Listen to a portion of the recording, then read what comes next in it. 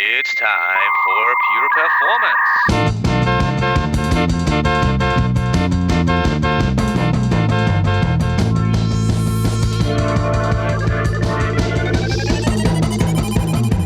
Get your stopwatches ready. It's time for Pure Performance with Andy Grabner and Brian Wilson.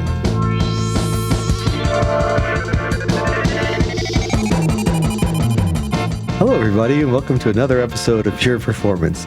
My name is Brian Wilson, and as always, I have with me my fantastic co-host, Mr. Denver in November, Andy Grabner. Now, it's not November, Andy, right? But I bring it up because we had a great time having a few beers and a few whiskeys together in Denver and meeting in person for the first time. Not the first time, but the first time in a long time, just not at a work event, especially. Yeah. No, thanks for spending the time. I know it was a weekend. And that's the best time. It is the best time. I did some posts on LinkedIn as well to make sure people know we actually get together, the hosts of Pure Performance. And thanks for showing me, especially that whiskey bar. That was really cool. Yeah, that was cool. You had a busy few weeks of travel there, so it's good to see you back home. Back now, and coming back to the whiskey bar, just one thing I observed. A lot of things I've never seen before in my life. And I think the topic of today is also something like getting visibility into things that you otherwise may not have visibility in. Right, because you got to pick which whiskey you wanted to use. Exactly. And in fact, it wasn't even a pre-done flight. It wasn't a pre-created flight of whiskey that you had. You picked each individual one and custom tailored it to exactly to your needs, right? Yeah. And in the end, I was able to observe it from the outside and from the inside. But let's stop with the whiskey before we bore our guest to death, because he's been waiting for a while now. I'm very happy. It's been almost 2 months since I bumped into Anton. Anton, thank you so much for making it to Pure Performance. We've met at the Observability and SRE Summit in London, where we both joined the stage at a panel around OpenTelemetry and OpenTelemetry adoption. Before I started asking a couple of questions, could you just introduce yourself quickly to our audience, maybe a little bit of a background of who you are, who you work for, and what kind of drives and motivates you? Yeah, sure. Nice to see you again, Andres, and nice to meet Brian. Hello, everyone. My name is Anton. I work for Booking.com as an engineering manager in observability team. So predominantly what we do is work on building OpenTelemetry infrastructure for Booking.com and also running some other related systems, both homegrown and open source. Cool. And it's looking at your LinkedIn profile, and folks, as always, we link to these to details like the LinkedIn profile. There might also be some additional links we post on.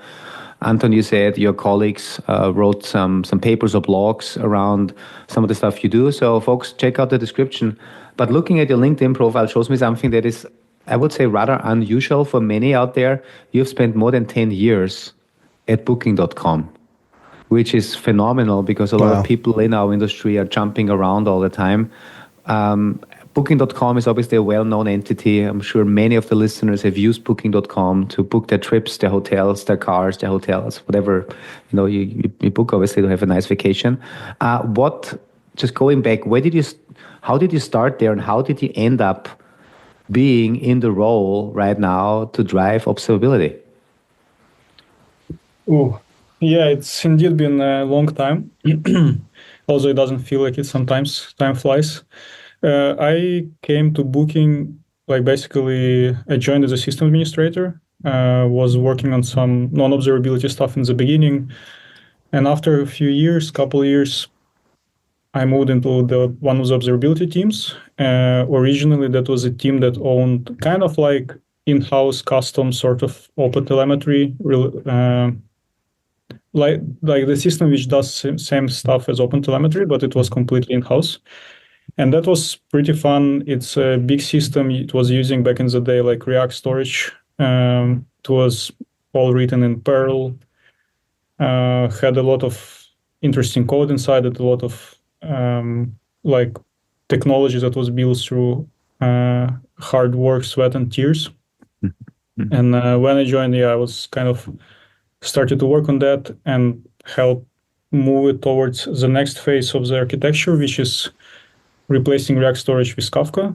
Back at that time, I think around 6 years-ish, kind of Kafka was all the hype and everybody was really excited about it. And we saw that it would also work well for us. And Kafka is a simpler system to run compared to React. It has different trade-offs, different pros and cons, but it seemed like a good fit for us. So then we were working on that. And at that part, there were some changes in the team. There were different opportunities. And eventually I started working also as a team lead. Meanwhile, keeping my technical role as well. And throughout the years, also the organization transformed a lot, and S3 practices were introduced inside Booking.com. SLO was also introduced at most teams and all of those things, so we were also working on that. So I was kind of working both on the S3 side and a little bit also on development side, a little bit on pure sysadmin side, a bit of everything, and then also team leading. So eventually I kind of progressed from sysadmin to senior sysadmin, then I guess it was sysadmin to S3. Well, you can double check it on my link, but I guess it was sysadmin to S3 and then senior S3 and then senior S3 and team lead at the same time, and then basically engineering manager. But that not necessarily like my path, it's also a path of the company, because the transformations, like introduction of S3, like migration of people from either development or sysadmin roles to S3, and also transformations between team lead and engineering manager. So that's kind of the company was growing. When I joined, it was around 300 people in tech, 2014, and now it's 2,000 plus people in tech. So the company was kind of maturing, moving from startup mode to enterprise mode, and also following the industry standards. When Google published the S3 book, that was like all the hype inside the company, and we really started to believing into it. Had different attempts, didn't get it right from first time, but never gave up. And now kind of it's built into our operations. Fantastic. Wow. Yeah, hearing all of this, I think we can probably do 5 episodes now on all sorts of things that you have learned over the years. For me, what was interesting when we had this panel is because you decided back then, or you just explained when you joined the team years ago, that has already implemented their own kind of observability solution for their Perl-based system. I know Brian and I have been around for quite a bit in the observability space. Auto instrumentation of different runtimes has been around for a long, long time. But I think Perl, and Brian, I don't know, I think Perl was never really on our radar, at least not for me. No. In fact, that just came up with one of our prospects was Perl, and maybe you can correct me, Tom, but my understanding is there is OpenTelemetry code for Perl, but there's no exporter. But that's what I just heard from somebody. But yeah, no, Perl has always been it's always been there, but just kind of hiding in the corner. You know, every once in a while you'd see it like, oh, hey, Perl, how you doing? Yeah. Yeah, and maybe it's also because we always talk about this. We always live in our own little bubble, and in our bubble it never materialized. But obviously, at Booking, Perl has been powering all of your systems. And so, do you remember why they decided to write their own Perl-based observability solution? Did you guys look around back then into what's available? Obviously, OpenTelemetry wasn't there yet, but do you remember the details? Yeah, so basically it was kind of a path of evolution. Basically, from the first days of the company, like the first version of the website and the first systems were written in Perl. And from that day on, everything was written in Perl. There was nothing else. And from the early years, the people who were like long before my time at Booking, I think early 2000s, they started building a powerful kind of observability culture, basically which looked like, back in the day, it was mostly a monolith application, which would write structured logs into, let's say, files, and then they will be picked up and sent to other systems. So from that point on, it gradually grew into an ecosystem of consumers of these structured logs. And then there were a system which would build metrics out of these logs. There would be a system which would put it into Hadoop for analysis. And over time, more and more data were added into the structured logs. And it grew to a point where you would have 0.5 megabyte, 1 megabyte single log messages. And basically, it was kind of spread all over. More systems started to be created over time, but they were using the same libraries, the same approaches, the same observability ecosystem. So when I joined the team in 2014, that was already well spread, well developed, well matured, and super powerful. Like, I haven't seen anything like this in other places where I worked, because it was kind of, it's like overabundance of data. And it's available with one like CLI command, and you can do a lot of things with it. That was super powerful. And when I joined the team, basically for us the question was not about the system was already there. So for us it was more about evolving it to meet the new challenges and to allow more scale. So we focused more on the infrastructure side, basically replacing React with Kafka, and also we introduced some new components in Go. So over time, we replaced all the Perl components with Go components, and also we replaced React storage with Kafka. But that's more about the pipe itself. The consumers of the data were still a mix of different things, mainly Perl-based, but there also was some JavaScript on the front end and different other, like Hadoop and other things. Yeah, no, it's just fascinating to hear these stories, how things evolve. And now I remember when we had our discussion back in London a couple of weeks back, you then said, well, there was obviously a moment when you had to decide that something new is needed, because obviously you said you had a monolithic system first, and not that monoliths are easy, but still it is, I guess, easier, especially in an existing system that is providing a lot of great structured logs, to then get the telemetry out of it that you need. But then you were looking into new architectures, you broke the monolith into smaller pieces, call it microservice or whatever. And this was then also the time, I think, if I remember correctly, where you said, so what do we do now? How do we get observability in this much more complex distributed environment? Do we want to implement and write our own, or keep implementing our own, or do we do something, take something that is existing that has good community adoption? I guess this was the time when you then actively looked into OpenTelemetry. Do I remember this correctly? Yeah, exactly. Basically, once we started splitting off parts of the business logic into separate applications, then we desperately needed some kind of tracing capability. And that was never part of the original deal because we never needed it. So first what we did, we started looking what we could do in-house, and then we quickly realized that it's not a small problem to tackle. So we started also looking at vendors, and we basically started sending our structured logs information into one of the vendor solutions, and it kind of worked out of the box because structured logs already had lots of rich information inside it. We just defined which excerpt of those messages we would ship on because it's not free. So we wouldn't send everything. In terms of inside one message, we wouldn't send all the fields. We also added a few like root ID, parent ID kind of fields, which was also in many places already present, and where it's not present, we would add it.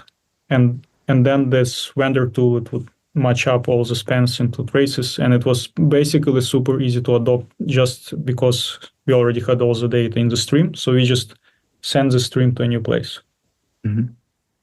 So but that means you really had one critical component. That means in the structured logs, you had some type of ID, of some type of a correlation ID or a transaction ID that you can then use to actually stitch everything together, because this is often the hardest part, that you have a distributed system and you have maybe one correlation ID here and another one over here, or you don't even know what correlates well. But it seems with your structured logging approach, you had the basics covered. Yeah, also we have basically default libraries for most languages. So fast forward to today, the main languages in the company are Java and like TypeScript, Node.js. But then we also have some Go, some Python, and still a lot of Perl, and maybe other things in some places, some corners as well. So what we have is for each language, we would have a library, which would wrap over some default industry standard, let's say HTTP library, and it would add those fields. So it would add those IDs, and then you would end up everybody using those libraries. So as long as people just keep updating versions, they will always have the current standard. Cool. Now, in that transformation story, at which point were the logs no longer sufficient? At which point did you have to look into OpenTelemetry and then also for me, and this was I think also a big thing that we discussed in London. How much did you then manually have to instrument? Like, did you go into with a manual instrumentation? Did you use existing libraries that you already had to then do the instrumentation for you? Did you look into auto instrumentation agents in OpenTelemetry? Just curious, because I think a lot of our listeners are also in the transformation phase right now, where they're looking into OpenTelemetry for one or another reason, but they're coming from a stage where they are right now. So I would like to know a little bit about what made you look into OpenTelemetry, what were the decision points, and then also how did you implement it? Yes. So at around the same time that we were splitting monolith, we were also like adopting new kind of runtime environments. So we went from all bare metal into also adopting. We tried different things like Mesos and other things, but eventually we settled on Kubernetes. And after that, we also started exploring using Lambdas, Fargate, ECS, everything. So at this moment, basically, we have lots of different places where people can run their code. And we were thinking, okay, how do we integrate all of that? Because our homegrown system was built just for bare metal infra, and we had nothing for the other runtime environments. And the question was, do we invest the time and build it, or we look what is already there in the industry? And then OpenTelemetry was, I think, around 3 years ago. So it was kind of still new and just emerging. But at the same time, we saw that the momentum was there and a lot of people were really pushing it, and it was evolving very fast. And even though most of the things would be marked as alpha, they would just work.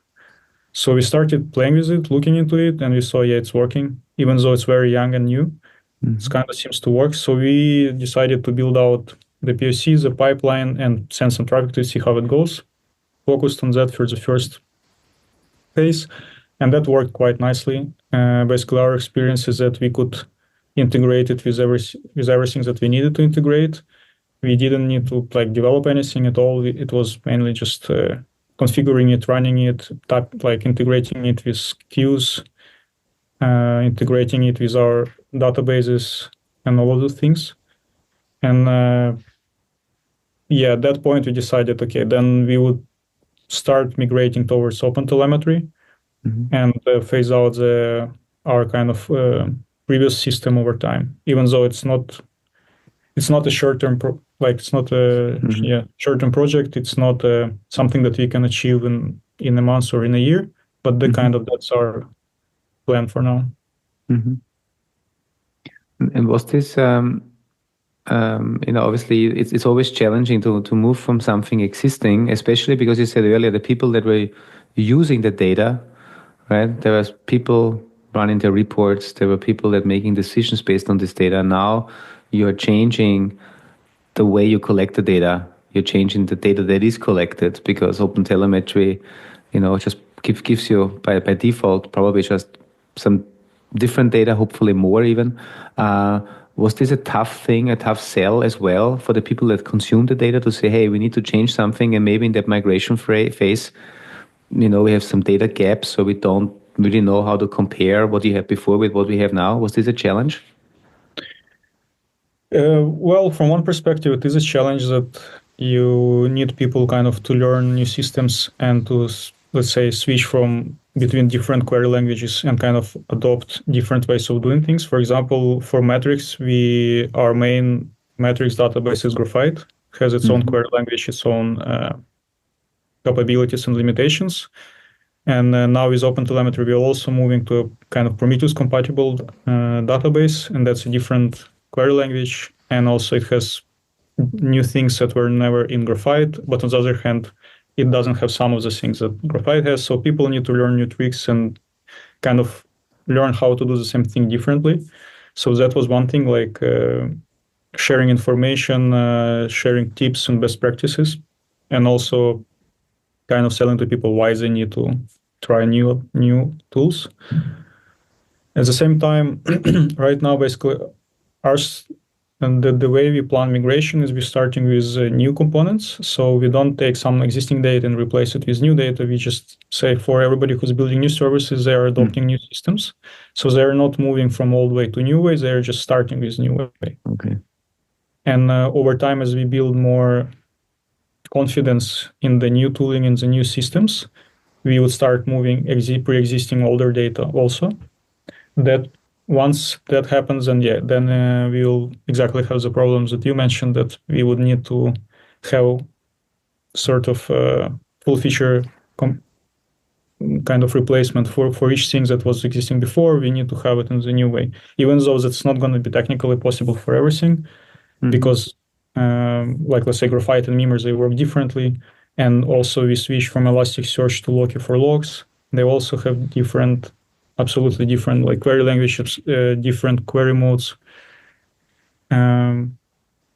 So that's going to be, for us, it's going to be like a multi-stage process with different challenges at each state, but we don't want to rush into it and do everything at once. We just go in little steps one by one. And as we become more mature into it and we ourselves learn more about both OpenTelemetry and also like Prometheus, Loki, and other things, then we can explain to users better and how to migrate, how to move, how to get things done in a new way. Mm-hmm. Yeah, and I think it's a great approach. And maybe I phrased it wrong earlier, because I see some organizations that try to really kind of rebuild and replace the old stuff that they already have. But your strategy is the new stuff that is built by default. It is OpenTelemetry, and then over time, as you are updating your stack anyway, more and more will then be just using OpenTelemetry by default. You made a statement earlier that you also made in the panel discussion we had, because you said even though you started early with OpenTelemetry and a lot of things were still marked with alpha, it worked exceptionally well. And I believe, and correct me if I'm wrong, you also said that while a lot of things were there by default, there was also a lot of stuff that you contributed back, that you are actually you extended and you built on top of OpenTelemetry, and your engineers extended it. Do I also remember this correctly? And if so, I was just interested in hearing, did you also contribute back upstream to OpenTelemetry, or was this just an internal extensions, internal version that you built? How does that work? Right. So we do build our own processors. Mostly it's for kind of integrations and things which are internal. So we don't push them upstream because they are only relevant in the context of our systems. We did have, I think, one bug fix that was accepted upstream. And I think at this moment, that was more or less the extent of our involvement upstream. But internally, we use OpenTelemetry Builder, and we build our own image with a lot of processors that we build ourselves. Cool. We, in general, we are willing to contribute upstream whatever would be relevant. So we are evaluating, let's say, something we built, is it generally useful? Then we would consider putting it upstream. If it's company specific, then we would leave it in internal kind of repository and just build it into our images. And also for the folks that are listening, and I think we've covered, Brian, OpenTelemetry quite a bit over the last months and years, but just for clarification for those people that might be new, when you talk about your receivers that you built, the OpenTelemetry collector, which is a central component, has a receiver concept where you can basically receive different data sources or pull in data from various systems, right? And in other observability platforms, these might be called plugins or extensions or however, right? But it's basically pulling in data from certain systems that you have in your infrastructure, where I don't know, maybe it's an API call that they provide or some type of special file format, or and then you can pull this data in. And, do you have any numbers on the current adoption of OpenTelemetry? Would you say, hey, at Booking, we are at X% of adoption, and our goal is by, I don't know, 2025, 2026, we want to reach a certain level of adoption? Or how do you measure this, and how do you measure it? Like right now we have, I think, more than 300 services using OpenTelemetry. It's in total, that's probably around 3, 4, 5% of number of services. It's mainly kind of not super high volume ones, because it's mostly new services that are not getting a lot of traffic. But we want to grow it aggressively as we move forward, because also we don't want to maintain two kind of ecosystems for a long time. So we want to adopt the new ecosystem and the new stack more and more as we move on. For 2025, we want to see that gradually improve to much higher numbers. So like it will depend on how it goes, but like 20, 30, 40, 50%. Right now we already, so it also depends on the signal type. So for logging, we are currently in the process of moving away from Elasticsearch, and we want around, like more than half of the logging volume to be on OpenTelemetry and new database within, let's say, 3-4 months. For metrics, it's different, because we have more than 100 million metrics in Graphite, and also we have more than 10,000 Grafana dashboards working with this data. So that's going to be a different story, and we need to plan carefully how we would migrate all of that. For traces, I think about 5-10% also is already on OpenTelemetry, and that also we plan to increase a lot in 2025. Cool. So that's already a good number. So 5 to 10% of traces. And thanks for that clarification. That's really important that you are obviously the different types of signals, you are adopting them in various speeds. So that's good to point out, because people sometimes just put out a number and say this is our OpenTelemetry adoption, but then it very much depends on what you're really talking about. Because while I think many people think about OpenTelemetry as distributed traces, because that's just, I think, where it became very popular initially. Logs and metrics are obviously the two other major signals that we see there. With your size of the company, right? And you said you just pretty much still getting started, still in the early stages of adopting it. Are there any challenges that you have? Are there any things that you, especially for people that listen in and say, hey, cool, right? So OpenTelemetry is ready for prime time. Start with new services maybe, and then grow from there. But are there any challenges that you foresee or have already kind of overcome that you wanted to, maybe share with us for our listeners that try to also go down that path? Yeah, I think the main challenges for us is migrating applications, migrating teams owning those applications to new tools. For example, and there are two parts. So one part is the pipeline itself, which is something users not necessarily exposed to too much. Like maybe they need to update library, maybe they need to use different library, but other than that, the path of the data from their application to, let's say, your logging or tracing or metrics database, that's internal, and that's not necessarily make a difference for a user. So as we move from our legacy, or let's say our previous pipeline to OpenTelemetry, that thing is a smaller change to a user compared to that we are at the same time moving to new databases. So we are moving from, let's say, Graphite to Prometheus, a compatible database. We are moving from Elasticsearch to Loki. And that is a much bigger change, because then it affects all the Grafana dashboards, all the alerts. And people need to learn how to use new tools effectively. So what we learned is that we need to prepare training materials for engineers. We need to share like best practices, provide recipes how to solve certain use cases that existed in previous tools with new tools. Kind of communicate a lot, announce changes, like help people prepare to it, and also explain to business what's the value of it. Yeah, basically finding some interesting people across the company and also kind of get them excited, then they will get excited, people around them, and then it's easier to get adoption across the company.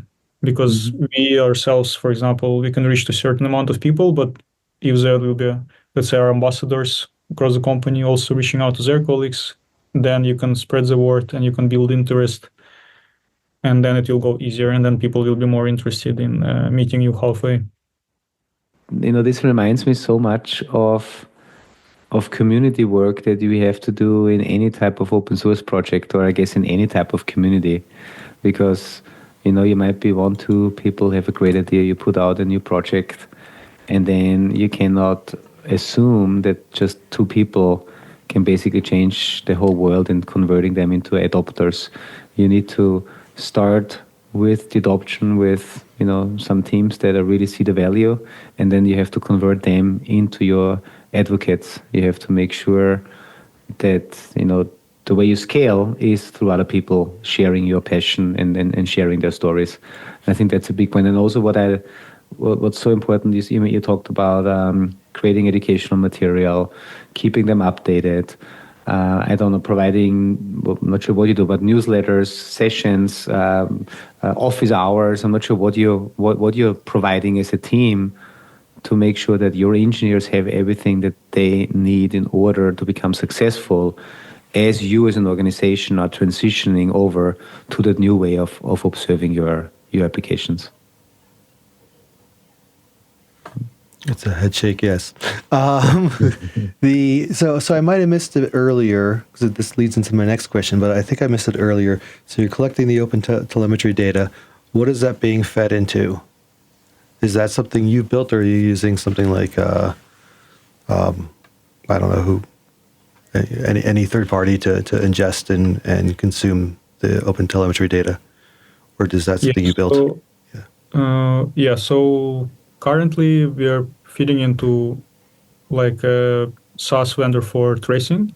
We are also feeding into also SaaS vendor for Prometheus compatible database, but we are also running on-prem also Grafana Mimir that we run. Well, we're not on-prem. We run it ourselves on Amazon Cloud. And for logs, we are also running Loki on AWS. Okay. So sorry, go ahead. Yeah, that's like a new stack. The old stack is kind of completely different, but we are moving to this new stack. Okay, so most of the work you're doing is more on the ingestion as opposed to the consumption of the data, correct? Like you have to get everybody adopting OTel. I was just curious how many, like you guys have a very large, going back to the idea of Andy's question earlier of, what advice for people, right? How big of a team does it take to execute what you're doing? Is it like you and one other person supporting the entire organization? Is it sort of part-time that here and there you get things going? Maybe you were more busy. But for people who are looking to, maybe they hear this like, hey, we're going to start it today. What are they getting themselves into in terms of time commitment to do this? Is it something that's, I guess just I'll leave the question there. Yeah, there are like, so in total at Booking, there is a lot of people working on observability. Like, for example, our org is around 20-25 people, but you could say there are other people working on it as well because it's kind of touches everybody and every application needs some amount of observability. OpenTelemetry is not the only thing we are doing, so not everybody is working on it. The team I'm on is, as you rightfully mentioned, is about ingestion. So we are predominantly working on that. We are like 4 or 5 people mostly at one time, and we are not only working on OpenTelemetry because we also have other things. So I'd say you can start with 1-2 people building a POC, and actually connecting everything is not hard because you have the recipes online. You just there is Helm charts, there is already everything is there, everything is ready. You basically just put like a few ready YAMLs and Helm charts on Kubernetes, and it will already work right out of the box. Of course, then you start to tweak and tune it to your environment, to your context, add things that you need, and then once you start actually integrating it with real data, for example, you need to receive data in different formats, you need to figure out all the security integrations, you need to figure out the data formats and integrations with client applications. That will take much more time than just setting up the OpenTelemetry pipeline. Setting up the OpenTelemetry pipeline, that's going to be something that you could just get going after reading online some emails from official website. It's more about fitting it into the organizational needs at that point then. Exactly. So it's kind of cool because, Andy, if you think back too, and obviously, Anton, you saw the earlier days of OpenTelemetry. It was, it seems like it was a lot more difficult in the early days, right? I mean, it makes sense. But now, as you said, there's all these recipes and all this other stuff that you can use to just get going on it and running it. And it sounds like there'll be that hurdle in the beginning for all the, for lack of a better word, bureaucracy you have to build around it just to make it compliant within the company. But once you get past that, it's sort of, I don't want to say strictly maintenance, but it's, not full time, as you said. And then it's a trick of getting people just to adopt and start using it. But that you could say that about any tool, right? For anything. Hey, we got this new tool, use it. Right? So, all right. So it doesn't seem like it's too high of a hill to climb. Yeah, definitely. I think the community is doing a great job making it very easy to start with. Great. Hey, Anton, a quick question on your team and especially the responsibilities. You mentioned earlier you currently have about 300 services using OTel. Do you, as a team, as a platform team, provide them and also operate their collectors and everything? Or do you just provide the guidance and the description and maybe some self-service for them to stand up the whole observability stack, including the collectors? I'm just curious because I've seen organizations doing it differently where some are just like, hey, you just instrument your app and you just point us to a collector and we make sure of scaling the collector and then taking the data pipeline from there. But I've also seen other models where teams also own the OpenTelemetry, the collector, like part of that pipeline before it gets stored into a backend. Yeah, right. So there are like some teams who were very early adopters of OpenTelemetry before it became like a company thing, and some teams were running their own collectors before it was centralized. Before there was a centralized solution, and also we had some other sort of parts of the business where they were actually running OpenTelemetry before the bigger part of the business was doing it. In some places, people were running OTel collector as a sidecar in their apps, bigger Kubernetes deployments. But now we are converging towards a centralized solution where the application owners would not need to do that. Instead, they would basically either send over OTLP to a certain service, which would be either like a BKS deployment or daemon set. And that will be owned by a centralized team. Or application just writes, for example, logs to std out, or metrics are exposed to a Prometheus HTTP endpoint, and then we would take the logs from files written by Kubernetes from std out, or we would take metrics from Prometheus endpoint, and then all of that will be owned by central team.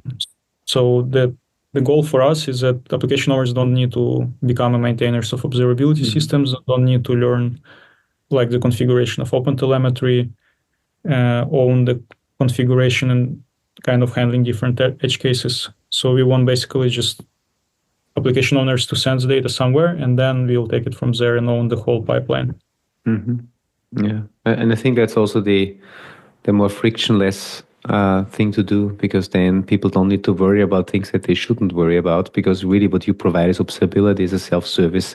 So send me the data to that endpoint, and I'll take care of it. But do you then, again, this is stuff that I see on a regular basis, do you provide feedback to those teams that consume your service about, hey, your log ingest has just tripled. We see bad logging patterns. You're logging things with the wrong log level. I don't know. Do you provide any guidance and feedback? Yeah, so when we notice certain things, we can reach out to user teams. Of course, we can't kind of investigate and follow up on each and every issue. The bigger the scale, the less we can kind of control all of it. What we do first about the volume and let's say the metric explosions and the logs volume explosions, we give everybody a quota. So every service has a quota, and if you go above the quota, then data is going to be dropped. So for example, we can notify users about that happening, but even if user is not getting notification from us, they would either notice and reach out to us and ask for, let's say, increased quota, or we would investigate what else they can do, or they're not looking into it and they wouldn't know. So I think both situations are happening, depending on the team and depending on the communication. For incorrect formatting, it's kind of also like that. So at the end of the day, we as an ingestion team, we can't look in each and every log line and look, oh, maybe this is a multi-line message that is actually not joined together, or maybe that's like a warning and not an info, and it's marked as an info, and things like that. So at the end, if an application owner is looking at those logs and he notices something is wrong, then he would initiate like an investigation. And in most cases, let's say they may need our help or may not need our help. If they need our help, we'll also support. But if a user, for example, doesn't notice an issue, then most probably we will also not notice it, just because of the sheer scale. Because those things require like eyeballing, and we can't eyeball, let's say, hundreds and thousands of applications one by one. So if we notice something, then we would follow up. But it's not a goal to kind of double check that each and every service is formatting the logs correctly. So one additional question that I have, because this comes up on a regular basis for me, is as you're pushing the power back to the engineers to build in their own instrumentation, right? They can basically control what they capture. Is there something that you enforce or help them to make sure they're not capturing the wrong data? So for instance, personal identifiable data, any confidential information, credit card details, something like this. Is this something that would fall into the same thing what you just explained earlier, in a way that you obviously you look around, but it's not that you can look into every single trace and every single log? Or do you have some things in place where you validate that the instrumentation is correct and they're not capturing things that they shouldn't capture? Yeah, that's a big challenge. Basically, at the moment, the responsibility is on application owners. At the end of the day, if PI or other like sensitive data is put, like it's hard to prevent that from happening. What we can do, we can start scraping some of the data, but again, that's a best effort scenario. For example, we might have some regexes for emails, we might have some regexes for credit card numbers, but that's not going to be super exhaustive list. And also, the more we add, the more expensive it gets on CPU side. So what we are looking for to add in the future is we want to add some limited like credit card number scrubbing and things like that for applications which are running in, let's say, restricted environments like SOX compliant or PCI compliant. So for those, we will selectively enable some scrubbing. But other than that, you could still have applications running in any environment kind of leaking sensitive information. There is no kind of generic solution for it. It's more on application owners. But there is also a question of application design that in most cases, application doesn't need to use PI directly. Instead, it could use some IDs from internal systems. And that's kind of the approach that we are also taking in the company, that a lot of data, you can't just easily get access to it and you can't work with it directly. Instead, you need to use kind of IDs from specific, like specially built storage systems for that. Cool. I'm just curious, right? Because because these questions come up, right? How do you make sure that the right data and not the wrong data makes it through all of your data pipelines until it ends up in a backend system where people have access to it, shouldn't have access to it? And it's a tough problem to tackle. And also, as you said, it's a trade-off between how much do you put on your data pipeline, how many regexes can you add, especially as the volume of ingest grows at some point. You need to make a trade-off as well. Yeah. Hey, so now, you've been on your journey. Well, you've been at Booking.com for 10 years. You've been on the OpenTelemetry journey for about 3 years. To kind of conclude this podcast, where do you see yourself, if that's even possible? Where do you see yourself in a year and 2 years from now as it comes to providing OpenTelemetry-based observability to your organization? Yeah, I think for us, the ambition at the moment is maturing the system, driving adoption much higher, eventually making it kind of the only observability stack available. And the goal on the next year is going to be to cover all the different cloud-based runtime environments as much as possible, to have first-class kind of support for Lambda, first-class support for ECS on Fargate, while also maintaining first-class support for Kubernetes, and ensuring that the user experience for all three signals, like metrics, logs, and traces, is kind of very good. So for us, it's about maturing that and ensuring that the user experience will not suffer as we move from something that you've been building for, say, 15, 20 years. And up until now, that's super mature. It's like many problems were solved over the years, and kind of replicating that maturity onto the new observability stack. Cool. This almost sounds, I should have asked the question, what is your wish list for Christmas? Because I just noticed that this episode will actually air on the 23rd, I believe, of December, which is just 2 days before Christmas. So it's a good future to have in mind and what you wanted to achieve. Did we miss anything, Anton? For people that are listening in, is there anything else that we missed to ask?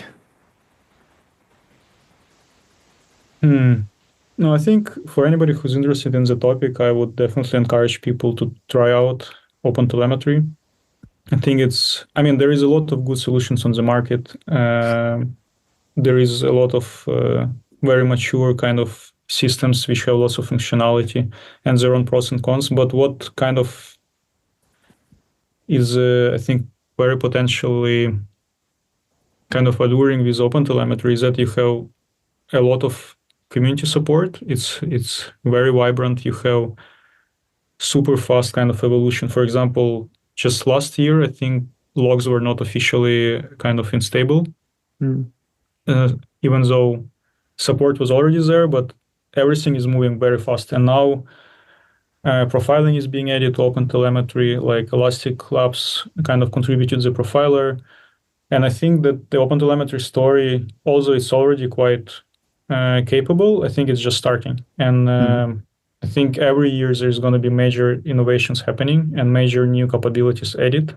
So as you start using it, you're just going to get a lot of cool new stuff, and that is going to be very easy to add to your stack. Yeah, and I can only echo that. I was just at KubeCon in Salt Lake City, and observability and OpenTelemetry and the whole ecosystem that was built around it or is currently being built around it has just a big spotlight at KubeCon. They have their own observability day, which is a co-located event that happens one day prior to the main conference.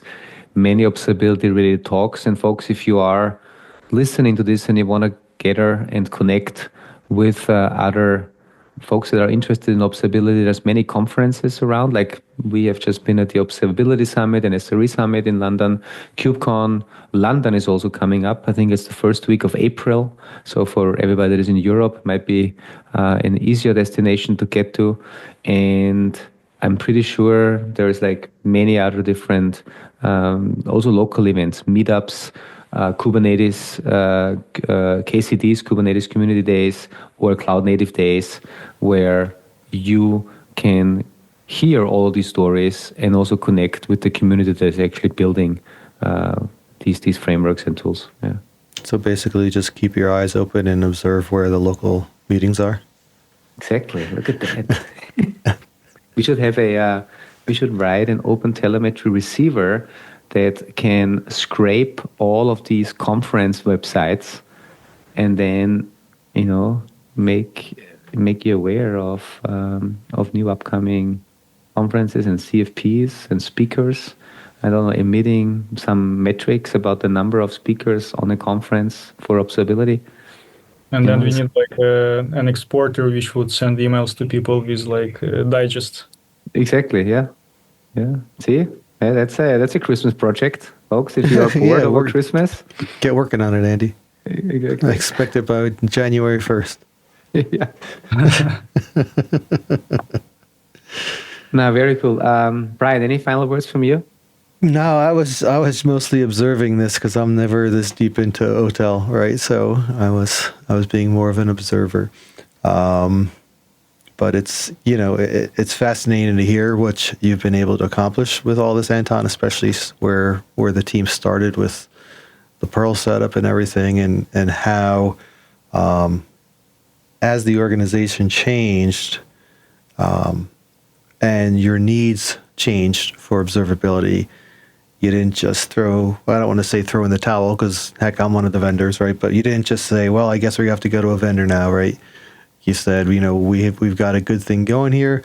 Let's take some time and effort, especially in the earlier days of OpenTelemetry, where you were using the alpha codes and all.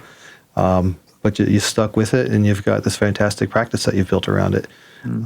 So it's inspiring to see what can be done with it. And I think the future is definitely bright with OpenTelemetry. And as long as people like you and your team and others that are really pushing for large adoption keep going with it, it's going to go some really wonderful places. So thank you for just using it and keeping it. I shouldn't say keeping it alive. It's not like it's in danger of dying. You know what I mean? But like being an inspiration on using OpenTelemetry. That's a better way to say it. Awesome. All right. Good. Then I would say, folks, thanks for listening in, and happy whatever. I think this is the last episode of the year. Okay. Right. So I'm looking forward to 2025. And also obviously looking back to all these great episodes. So it was a great end to the year episode, and I'm sure there will be many, many more to come on topics that are adjacent to OpenTelemetry. Yep. And thank you to all our listeners for a wonderful year, and look forward to the next year of pure performance. All right, Anton, thank you very much. It's a pleasure to meet you. Thanks, Brian and Andres.